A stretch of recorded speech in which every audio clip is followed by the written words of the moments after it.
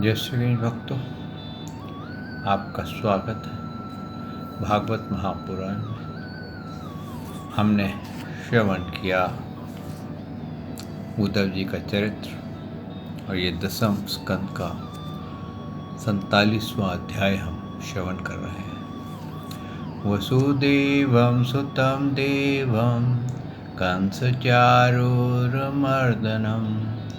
देवकी परमानंदम श्री कृष्ण वंदे जगद्गुरु श्री कृष्ण शरणम गोपाल शरणम श्री कृष्ण शरणम गोपाल शरणम मेरे बांके बिहारी नंद लाल शरणम मेरे बांके बिहारी नंद लाल शरणम श्री कृष्ण शरणम गोपाल शरणम श्री कृष्ण शरणम गोपाल शरणम मेरे बांके बिहारी नंद लाल शरणम मेरे बांके बिहारी नंद लाल शरणम श्री कृष्ण शरणम गोपाल शरणम श्री कृष्ण शरणम गोपाल शरणम मेरे बांके बिहारी नंद लाल शरणम मेरे बांके बिहारी नंद लाल शरणम श्री कृष्ण शरणम गोपाल शरणम श्री कृष्ण शरणम गोपाल शरणम मेरे बांके बिहारी नंद लाल शरणम मेरे बांके बिहारी नंदलाल शरणम। बोल भगवान श्री कृष्ण की जय। श्री नंद के लाला की जय। श्री देवकी नंदन श्री कृष्ण की जय। श्री द्वारकाधीश भगवान श्री कृष्ण की जय। बोल देवादिदेव पूर्ण ब्रह्म भगवान श्री कृष्ण की सदा ही जय। जय श्री कृष्ण भक्तों, आपका स्वागत है। भक्तों, हमने श्रवण किया कि उद्धव जी को भगवान श्री कृष्ण ने प्रेम भक्ति प्राप्त करने के लिए वृंदावन भेजा था और उद्धव जी ये कह के गए थे कि मैं बस ऐसे गया, शायद सुबह जाऊंगा, रात तक वापस आ जाऊंगा। लेकिन उद्धव जी कहते हैं कई महीनों तक वो वहीं प्रेम भक्ति में ही सीखते रह गए, जबकि वो बृहस्पति के बहुत बड़े शिष्य थे, बड़े प्रिय शिष्य थे। उनको सब वेदों का ज्ञान था, हर वैराग्य था, हर कुछ था। लेकिन प्रेम भक्ति जब उन्होंने गोपियों की देखी तो उनको लगा कि मैं तो खाली एक नाटक कर रहा हूँ, मेरे पास तो कुछ है ही नहीं, भक्ति तो इन गोपियों के पास है। और उन गोपियों को बस इतना था, क्योंकि पढ़ी लिखी नहीं थी, ज्ञान नहीं था, उनको भगवान का ये ज्ञान नहीं था कि भगवान सर्वत्र है। उनको क्या लग रहा था कि भगवान साकार हैं और जब तक वो यहाँ थे तो वो एक बालक के रूप में हमारे साथ थे, अब वो चले गए हैं, अब हम अकेली हो गई हैं। लेकिन उन्होंने ये रियलाइज़ नहीं किया कि जब वो एकांत में भगवान का चिंतन करती हैं तो भगवान प्रकट हो जाते हैं। हो सकता है भगवान की वहाँ मोहिनी माया हो, जो कि उस समय प्रकट होकर के उसको आनंदित करते थे और बाद में अलोप हो जाते थे, और वो उस ध्यान को, उस भेंट को जो भगवान से उसने की थी वो भूल जाती हो। तो उद्धव जी जो थे, इन्होंने इतना ये प्रसन्न हुए ये देख करके कि गोपियाँ जब भगवान का गान करती हैं, एकांत में उनके साथ बैठ कर के अपने भाव से उनको माखन परोसती हैं, उनको भोजन कराती हैं, तो भगवान साक्षात्कार होकर के उनको उसको स्वीकार कर रहे हैं। इससे बड़ी भक्ति क्या हो सकती है भक्तों? ये तो मोक्ष से भी बड़ी भक्ति है। जब उद्धव जी ने देखा कि हम लोग तो मोक्ष के चक्कर में और ज्ञान के चक्कर में पड़े हुए हैं, यहाँ तो परिशुद्ध प्रेम की भक्ति जो है वो तो उच्च कोटि की भक्ति किसको मिल ही नहीं सकती। यहाँ तक उद्धव जी ने कहा कि ऐसी भक्ति तो जो महालक्ष्मी है, जो भगवान के साथ रहती हैं, उसको भी नहीं मिलती है। क्योंकि भगवान जब कहीं जाते हैं तो अगर लक्ष्मी जी अकेली हैं, महालक्ष्मी जी अकेली हैं, तो वो उनको प्रकट नहीं कर सकती।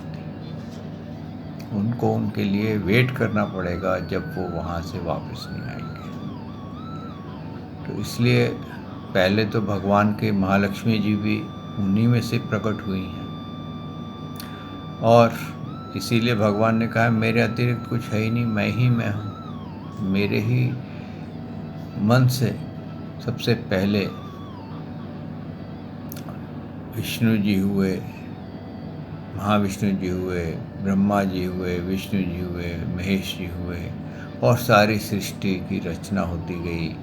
सनक सनंदन सनातन और सनत कुमार हुए। ये सब मेरे मन कल्पित हैं। मनु तक जब मनु हुए तब मैथुन धर्म की सृष्टि शुरुआत हुई थी, आरंभ हुई थी, और तब से अब तक मैथुन धर्म की सृष्टि ही हो रही है।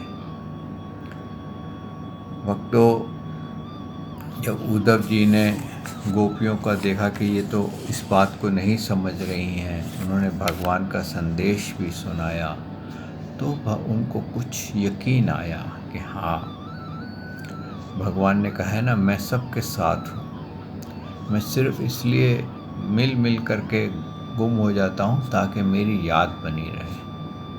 जो चीज़ पास में पड़ी हो ना, उसकी कदर कम होती है, लेकिन कोई प्रिय वस्तु अगर दूर चली जाए तो उसकी याद ज़्यादा आती है। तो भगवान ने अपनी भक्ति का एक रहस्य बताया, एक तार बताई कि जो मेरा चिंतन करता है और इस तरह से करता है कि मैं उसका सबसे प्रिय वस्तुओं में या प्रिय जनों में उसका हूँ, तो वो मेरे को शीघ्र, अति शीघ्र प्राप्त कर लेता है।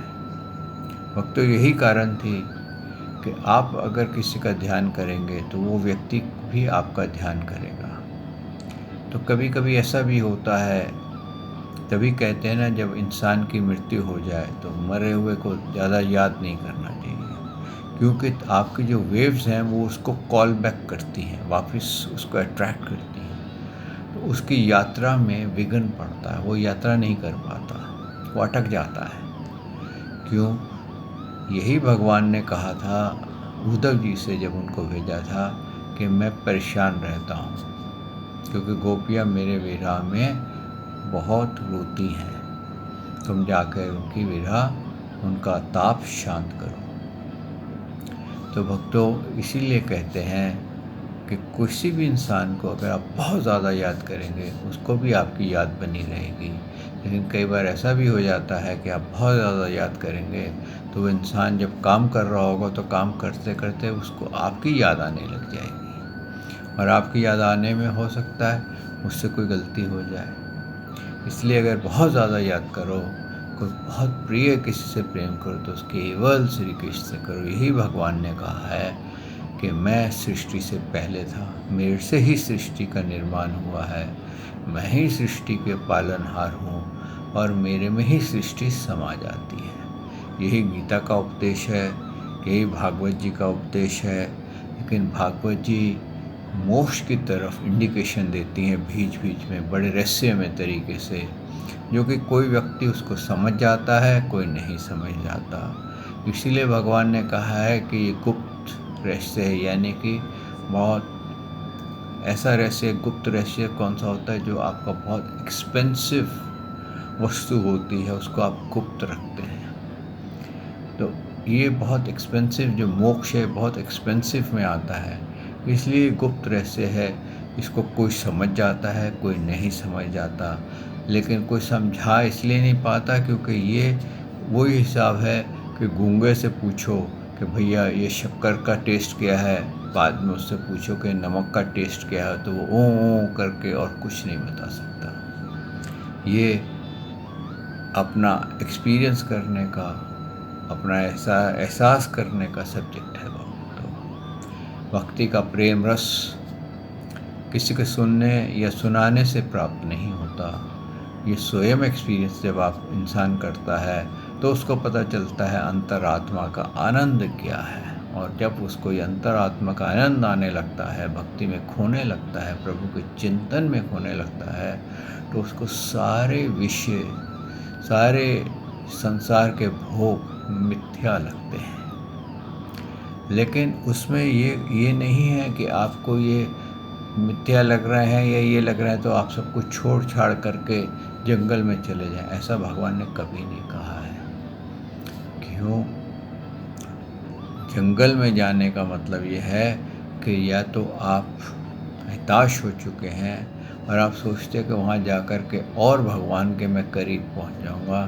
तो जब जंगल के तकलीफ़ें आएंगी, कष्ट आएंगे, तो आप उन कष्टों को निपटने में लगे रहोगे तो भगवान का वो जो प्रेम चिंतन है वो आप नहीं कर पाओगे। ऐसे ही भक्तों, भगवान ने कभी अर्जुन जी को ये नहीं कहा कि तू सब कुछ छोड़ छाड़ करके चला जा, जबकि सारे सामने परिवार खड़ा था। उनको पता था मैंने को इस परिवार को, सारे परिवार को मारना है, ये सारा परिवार मेरे हाथों से मारा जाएगा, लेकिन उसके बावजूद भी उन्होंने स्टेप बैक नहीं किया था।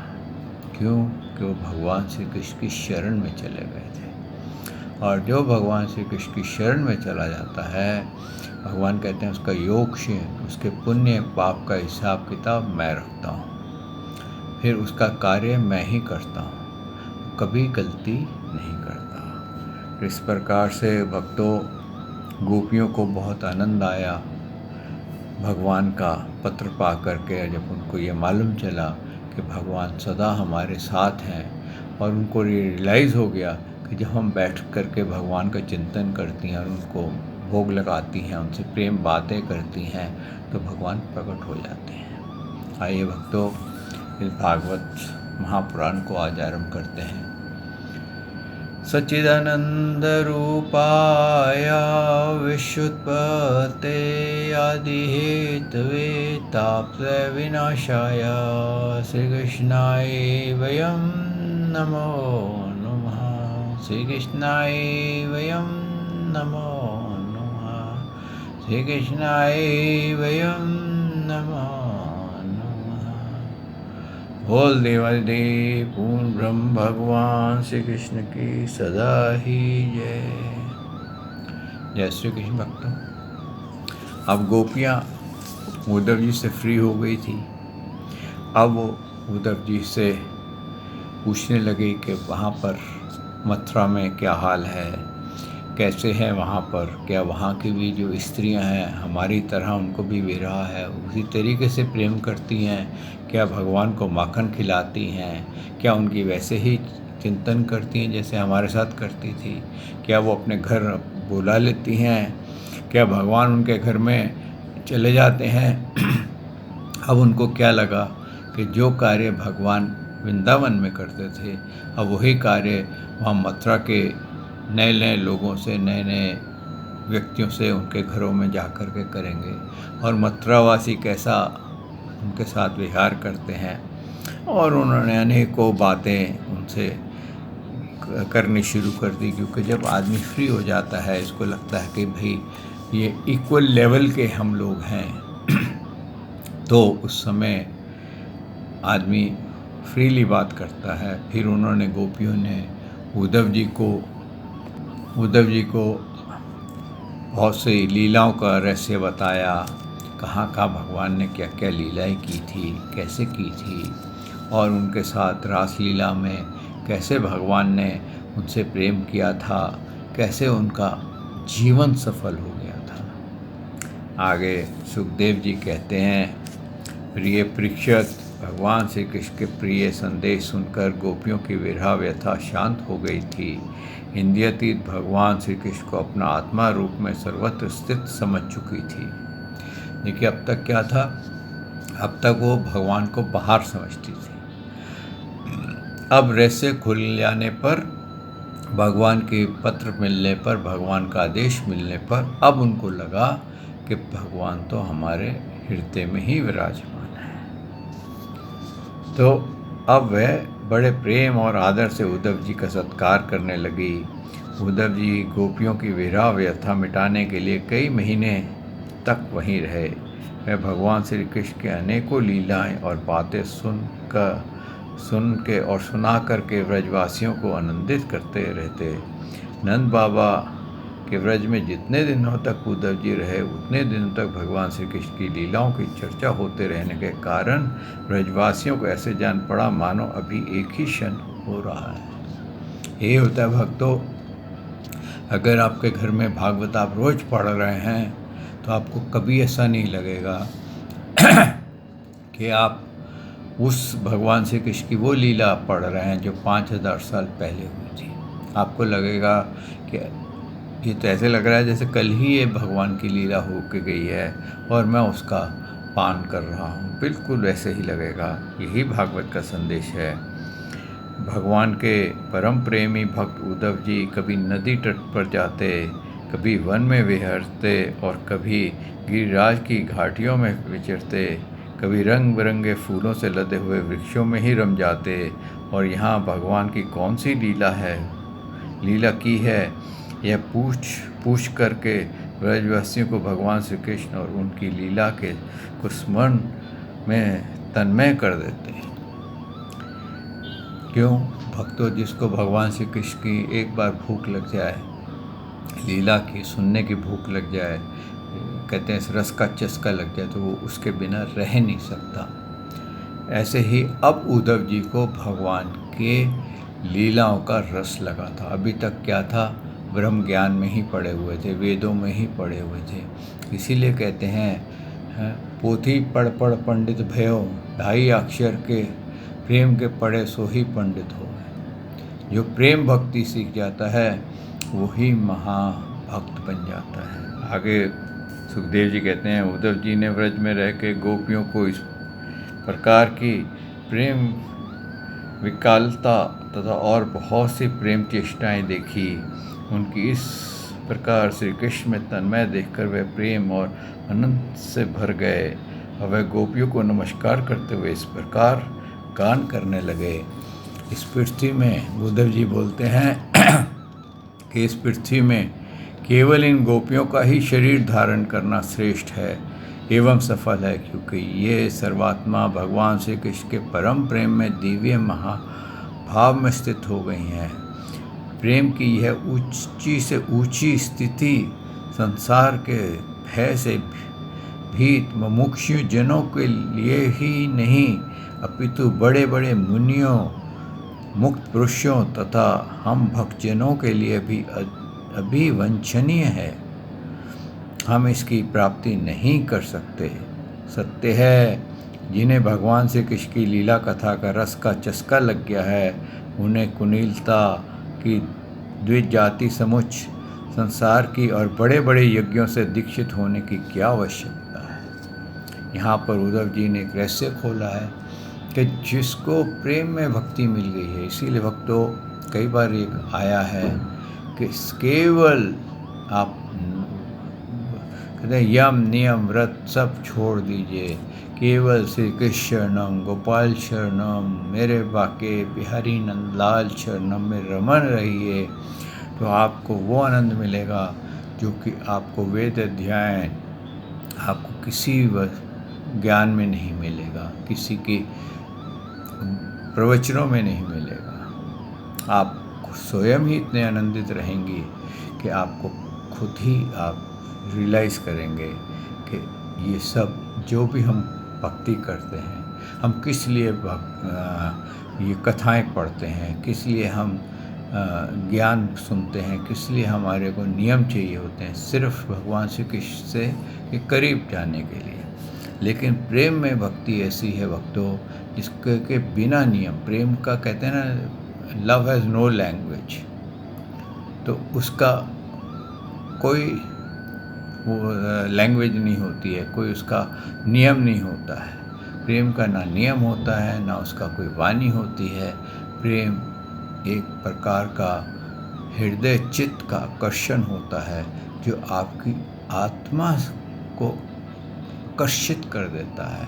और वो इतना आकर्षित कर देता है कि हम जिससे हम आए हैं, जिसके हम अंश हैं, हम उसी को ही प्राप्त हो जाते हैं। आगे उन्होंने क्या कहा है, अथवा यदि भगवान की कथा का रस नहीं मिला और उसमें रुचि नहीं हुई, तो उनके महाकल्प तक बार बार ब्रह्मा होने से भी क्या लाभ है।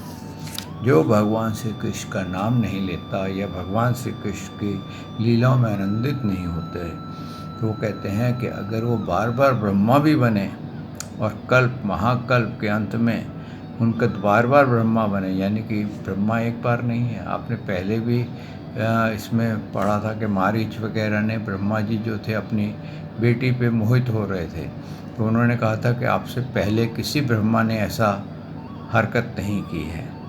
तो इससे ये साबित होता है कि कई ब्रह्मा पहले हो चुके हैं, और ये हर 100 वर्ष के बाद, यानी कि 1000 चतुर्युग का एक दिन होता है। इस प्रकार से जब ब्रह्मा जी के 100 वर्ष पूर्ण हो जाते हैं, तो ब्रह्मा जी शांत हो जाते हैं। इस वक्त जो ब्रह्मा जी हैं, शास्त्रों के मुताबिक उनके 50 वर्ष पूर्ण हो चुके हैं, अभी 50 श्रेष्ठ हैं। आगे क्या कहा उन्होंने, कहाँ ये वनचरियाँ, आचार, ज्ञान और जाति से हीन, गाँव की ग्वारिन ग्वालिन, और कहाँ सच्चिदानंद भगवान श्री कृष्ण अन्य परम प्रेम। अहो धन्य है। इससे सिद्ध होता है कि कोई भी भगवान के स्वरूप और रहस्य को न जानकर भी अगर उनसे प्रेम करे, उनका भजन करे, तो स्वयं अपनी शक्ति से, अपनी कृपा से उनका परम कल्याण कर देते हैं। ठीक वैसे ही जैसे कोई अनजाने में भी अमृत पी ले और वह अपनी वस्तु शक्ति से ही पीने वाले को अमर बना देता है। देखिए यहाँ पर क्या बोला है, अभी गोपियों को पता नहीं था ये भगवान है। गोपियों को ये नहीं पता था कि ये पूर्ण ब्रह्म है, देवों के देव हैं। ये सृष्टि से पहले थे, आज भी हैं और बाद में भी रहेंगे। इनको आने की आवश्यकता क्यों पड़ी? प्रभु को पूर्ण अपनी 16 कलाओं के साथ आने की आवश्यकता क्यों पड़ी? क्योंकि बड़े बड़े देवताओं ने असुरों को ऐसे ऐसे वरदान दे दिए थे कि उनको स्वयं पूर्ण ब्रह्म भगवान श्री कृष्ण के और कोई भी उनका वध नहीं कर सकता। आप सोचते हैं कंस को कोई मारने का सोच सकता था, और एक किस्म से अमर हो गया था। और फिर कई और भी थे इसमें, जिसमें कि बड़े बड़े जिन्होंने ऐसे ऐसे वर पा लिए थे, लेकिन भगवान ने जिसका भी वो किया, वध किया या करवाया, उस सब को मोक्ष दिया है। कहते हैं कि न्यायाधीश तो खाली न्याय करता है और आपको पाप की या आपके गुनाह की सज़ा देता है, लेकिन द्वारकाधीश भगवान तो कल्याण ही कर देते हैं। खाली ये नहीं कि आपको दंड देते हैं, वो आपका कल्याण ही कर देते हैं। आगे उन्होंने कहा, उद्धव जी ने कहा, भगवान श्री कृष्ण ने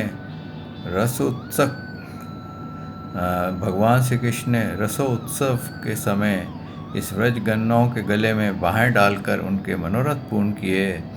उन्हें भगवान के जिस कृपा प्रसाद का वितरण किया, उन्हें जैसा प्रेम दान किया, और वैसे भगवान की परम प्रेमवती नित्य संगनी वक्षस्थल पर विराजमान लक्ष्मी जी को भी नहीं प्राप्त हुआ। कमल किसी सुगंधी और कांति से युक्त देवगन्नाओं को भी नहीं मिला, फिर दूसरी स्त्रियों की तो बात ही क्या करें। मेरे लिए तो सबसे अच्छी बात यह होगी कि मैं इस वृंदावन में कोई झाड़ी लता अथवा औषधि जड़ी बूटी ही बन जाऊं। हाँ, यदि ऐसा हो, ऐसा मैं बन जाऊँ तो मुझे इन व्रजांगनाओं की चरम धूलि निरंतर सेवन करने के लिए मिलती रहेगी। देखिए क्या बड़ी बात कही है कि अगर भगवान मेरे को ऐसा कर दें कि मेरे को खाली जड़ी बूटी छोटी से छोटी योनि यहाँ दे दें ब्रज में, तो इनके चरणों की जो धूल अगर मुझ पर पड़ जाए तो मैं पवित्र हो जाऊँगा। ये वो कह रहा है जो बृहस्पति का शिष्य है। आप समझ सकते हैं इतने उच्च गुरु का शिष्य, इतनी उच्च शिक्षा वाला, इनकी भक्ति के आगे ढीला हो गया, अपने ज्ञान को मिथ्या समझने लग गया, और वो प्रेम ज्ञान जो इनको मिला था व्रज अंगनाओं को, वो इसके सामने बहुत तुच्छ था। उद्धव जी का ज्ञान ऐसे था जैसे कि सूर्य के आगे दीपक जला दिया जाए।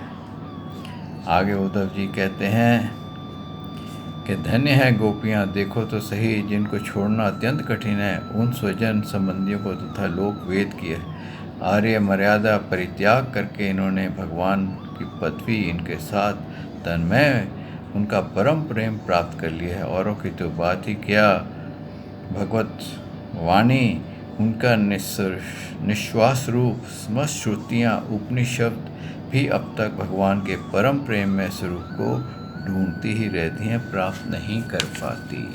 देखिए कि भगवान की जो श्रुतियाँ हैं, जो भगवान का एक एक रूप गाती हैं, कहते हैं श्रुतियाँ भी जब महाकल्प होता है तो अपने कारण रूप में लीन हो जाती हैं।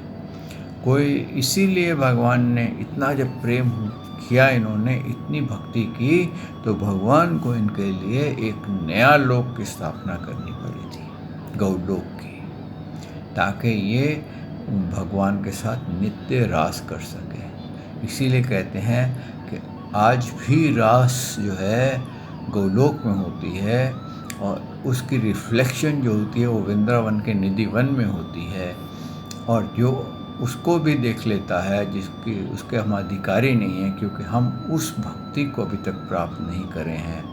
जो इंसान उस भक्ति को प्राप्त कर लेता है वो उस रास में शामिल हो जाता है। यहाँ तक कि आपने श्रवण किया कि महादेव शिव जी को जब प्रवेश करना था तो प्रवेश नहीं कर पाए थे, उनको भी अपना रूप पलटना पड़ा था, स्त्री रूप धारण करना पड़ा था उस रास में प्रवेश करने के लिए। तो भक्तों, ये जो लोग कहते हैं ना गौलोक मिल गया, तो गौलोक जो है वो भगवान का उन प्रेमी भक्तों को है जिनको सिर्फ किसी और चीज़ से मतलब नहीं है, सिर्फ भगवान से प्रेम करते हैं, जो परिशुद्ध प्रेम करते हैं, और उनके अतिरिक्त उनकी कोई डिमांड नहीं है। हम लोग तो मंदिर भी जाते हैं तो कुछ ना कुछ सोच के जाते हैं, कुछ ना कुछ मन में विचार लेके जाते हैं कि हमारे को ये तकलीफ़ है, हम भगवान को याद दिलाते हैं, लेकिन वो तो भगवान को देखकर ही प्रसन्न हो जाते हैं, नाम लेकर के ही प्रसन्न हो जाते हैं, उनको मंदिर जाने की आवश्यकता ही नहीं पड़ती, भगवान तो उनके साथ रहते हैं। तो मंदिर में क्या है, कुछ भी नहीं है, एक श्री विग्रह है, और अगर भगवान आपके साथ हैं, आप उनके साथ रमते हैं, आपके मन में हैं, तो आपको कहीं भी जाने की आवश्यकता नहीं है। आपका मन ही तीर्थ है, आपका मन ही मंदिर है, आपका मन ही भगवान श्री कृष्ण का खुला द्वार है। आगे सुखदेव जी कहते हैं, इस प्रकार उद्धव जी कई महीनों तक व्रत में रह करके उद्धव जी ने अब मथुरा जाने के लिए गोपियों से और नंद बाबा और यशोदा मैया से आज्ञा प्राप्त की।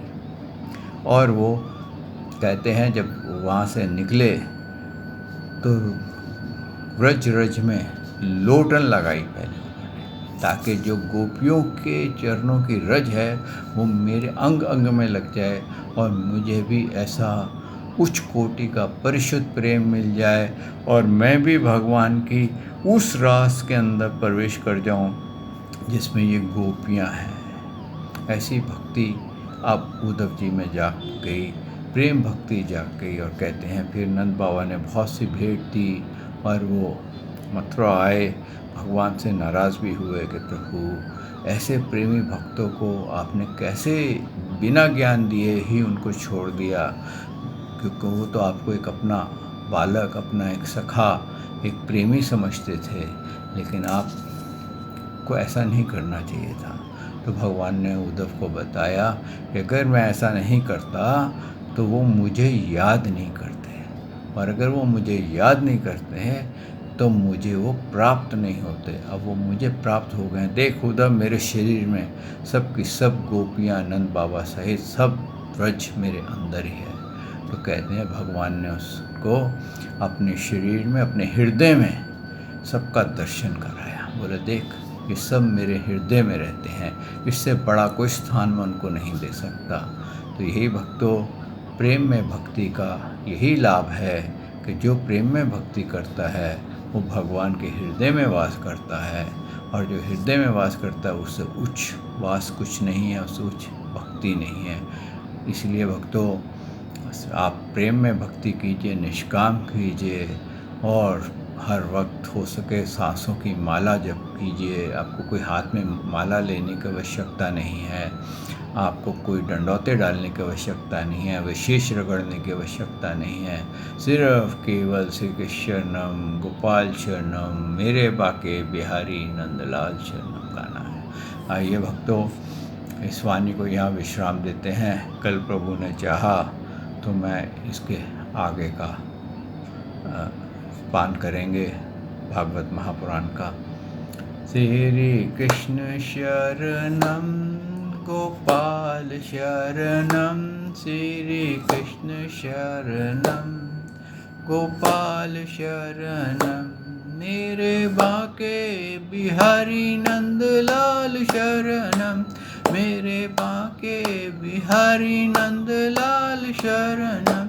श्री कृष्ण शरणम गोपाल शरणम, श्री कृष्ण शरणम गोपाल शरणम मेरे बाके बिहारी नंदलाल शरणम, मेरे बाके बिहारी नंदलाल शरणम। बोल भगवान श्री कृष्ण की जय, ये नंद के लाला की जय, श्री देवकी नंदन श्री कृष्ण की जय, श्री द्वारकाधीश भगवान श्री कृष्ण की जय। बोल देवादिदेव पूर्ण ब्रह्म भगवान श्री कृष्ण की सदा ही जय। जय श्री कृष्ण भक्तों।